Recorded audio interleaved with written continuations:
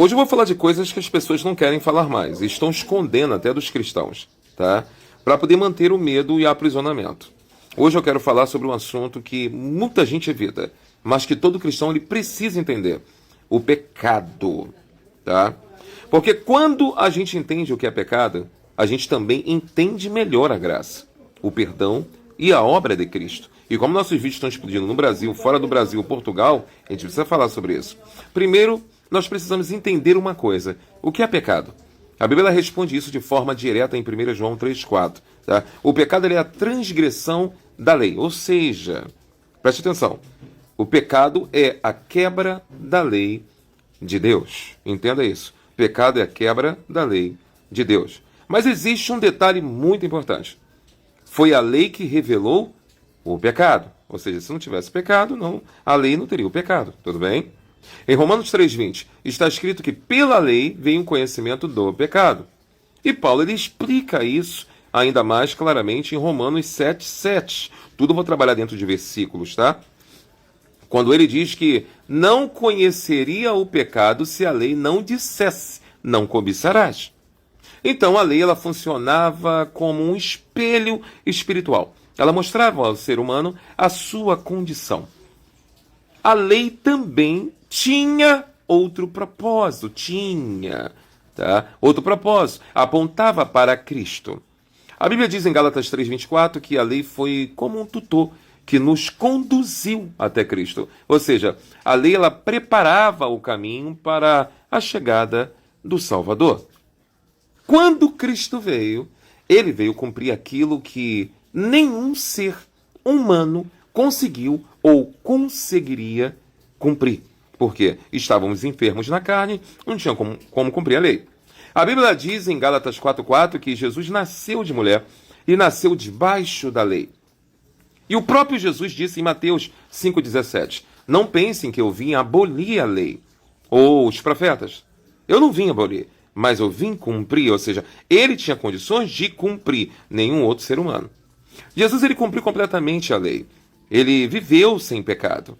Ele realizou aquilo que a humanidade não conseguiu realizar. Tudo bem? Eles achavam que ler era uma coisa, só que ela tinha profundidade espiritual.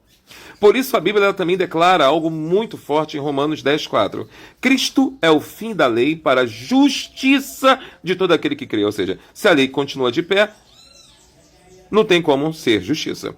Isso significa que agora a justiça diante de Deus, ela não vem da lei, mas ela vem da fé em Cristo. Por isso, a Bíblia ensina que nós somos justificados pela fé. Em Romanos 5,1 está escrito: justificados pela fé, temos paz com Deus. Com a lei não tinha como ter paz, porque ela te apontava constantemente e te colocava pecador, transgressor. Está conseguindo entender? Em Romanos 8,1 diz algo maravilhoso: agora, pois, nenhuma condenação há para os que estão em Cristo Jesus. Isso significa que, em Cristo, o crente recebe o perdão, conciliação e nova vida. E lembrando, quem é que tinha a lei? Os judeus, não os gentios. Tem essa ainda, tá? A Bíblia também fala que nós fomos santificados. Em 1 Coríntios 6,11 está escrito: foste lavados, foste santificados, foste justificados. Ou seja, Deus nos purifica, nos separa para Ele. E essa purificação ela acontece por causa da obra de Cristo. Em 1 João 1,7 diz assim: que o sangue de Jesus nos purifica de todo o pecado. A igreja não quer acreditar nisso. Em Hebreus 9,26 diz que Cristo apareceu para aniquilar o pecado pelo sacrifício de si mesmo. Além disso, Hebreus 10,14 declara que, com uma única oferta, ele aperfeiçoou para sempre os que estão sendo santificados. Olha que coisa, você já está aperfeiçoado, feito perfeito. Agora entra um ponto muito importante que muitas pessoas confundem: a relação entre a fé e as obras. Né? A Bíblia diz em Efésios 2, 8 e 9 que somos salvos pela graça, mediante a fé. E isso não vem de obras. Ou seja, ninguém é salvo por cumprir regras. Mas logo em seguida, a Bíblia explica algo interessante e essencial. Principalmente para as pessoas que estão falando assim: ele está mandando eu pecar. Toda vez que a gente fala da graça, a pessoa fala: ele está mandando eu pecar. Gente, por favor, você vai pecar de qualquer forma. Em Efésios 2,10 fala assim: que nós fomos criados em Cristo Jesus para boas obras, as quais Deus preparou para que andássemos nelas. Então, as boas obras não são o caminho da salvação. Tá? Olha que coisa interessante. Elas são o resultado da salvação. Não é por obrigação, isso é fruto. Por isso a Bíblia também afirma em Tiago 2,17 que a fé, se não tiver obras, ela é morta. Em Tiago 2,26 diz que assim como o corpo sem espírito está morto, assim também a fé sem a obra, ela é morta.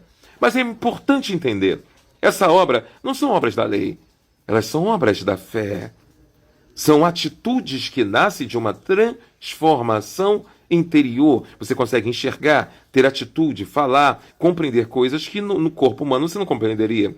Porque quando alguém ele encontra Cristo de verdade, gente, algo muda dentro dessa pessoa. A Bíblia diz em 2 Coríntios 5,17, se alguém está em Cristo, nova criatura é em Cristo.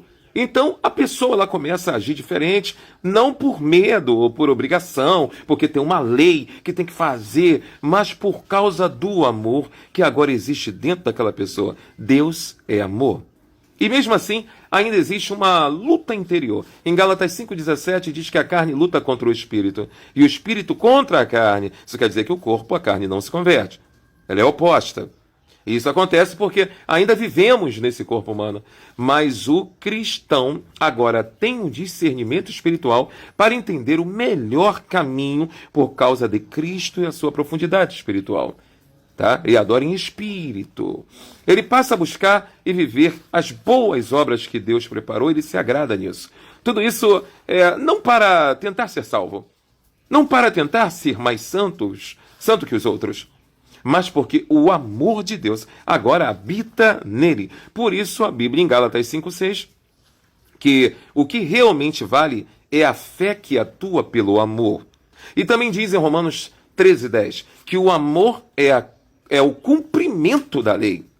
Então, quando alguém vive em Cristo, ela não vive mais baseada no medo da lei, mas na transformação produzida pela graça, que é o favor que nós não merecemos.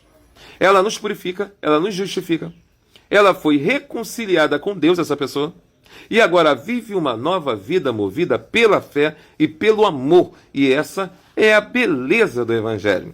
Então, se você é uma pessoa que só vive pregando pecado, pecado, pecado, você não experimentou a graça que, aonde abundou o pecado, superabundou a graça. A pessoa que não está em Cristo Jesus, ela é culpada por toda a transgressão da lei. Você sabia disso? Porque você prega o Evangelho. A pessoa que está lá fora que não está em Cristo, ela é culpada por toda a transgressão da lei. Toda. Porque a lei era assim. Se você pecasse e errasse num pingo do i, por isso que é falado sobre lei. Para quem está lá fora. Para quem ainda não foi lavado, para quem ainda não está em Cristo, que cumpriu toda a lei no seu lugar, essa pessoa precisa de Jesus. Por quê? Se ela não está em Cristo, ela é culpada e transgressora espiritualmente falando. Por isso que Satanás tem um certo poder sobre a vida dela. Quando ela está em Cristo, ela é lavada, purificada, justificada, é mais que vencedora, está reinando em Cristo. E isso a maioria dos cristãos não sabem. Para eles é a mesma coisa. Para ele ser cristão é fazer parte de uma membresia de uma igreja. Para ele ser cristão é andar com a Bíblia na mão, sei lá, cantar louvores, ou ficar brigando no altar para saber quem é que vai pregar aquela noite. Ou ficar cantando no altar para saber quem é que tem a voz mais bonita. Está conseguindo entender? A maioria dos cristãos não tem a profundidade de entender a graça divina do que agora eles são em Cristo Jesus, o que Jesus fez dele, como o inferno enxerga eles e como o mundo espiritual enxerga eles. Angelical também. Tu lembra quando os filhos de Cefas queriam fazer exorcismo, mandar o demônio embora? O que o espírito maligno falou na Bíblia?